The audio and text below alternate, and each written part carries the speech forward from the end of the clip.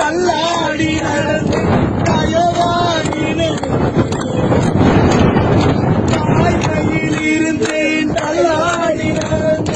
மீன்பிடிக்க சென்ற தோழர்கள் இயற்கை சீற்றத்தால் உயிருக்கு ஆபத்தான வேளையில் கர்த்தரை நோக்கி மனமுருகி ஆராதிக்கும் காணொளியானது சமூக வலைதளங்களில் வெளியாகி வேகமாக பரவி வருகிறது.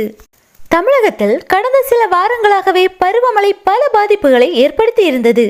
குறிப்பாக தென் தமிழகத்தில் பருவமழையின் தாக்கம் அதிகமாக இருந்தது. மழை கொடுங்காற்று என இயற்கை சீறி தன் கோபத்தை காட்டிக் கொண்டிருந்தது. கொடுங்காற்றால் மாநிலத்தின் பல பகுதிகளிலும் மரங்கள் வேரோடு சாய்ந்தன. கொடுங்காற்றால் கடலிலும் அலைகள் சீறி பாய்ந்து எழும்பின. கடலில் மீன்பிடிக்க சென்ற தோழர்கள் அலைமிகுதியால் அவர்களின் படகானது அலைகளில் தத்தளித்தது.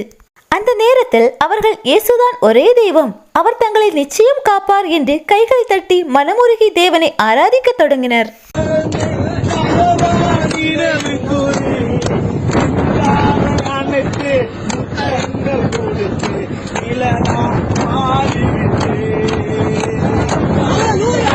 மீனவ நண்பர்களின் இந்த ஆராதனையானது காண்போர் அனைவரையுமே நெகிழ்ச்சியடைய வைத்துள்ளது. ஆபத்து நேரத்தில் என்னை நோக்கி கூப்பிடு என்ற தேவ வசனத்திற்கேற்ப கடலில் ஆபத்து வந்தவுடன் தேவனை நோக்கி ஆராதித்த சகோதரரின் வீடியோவானது தற்போது இணையதளங்களில் வேகமாக பரவி வருகிறது.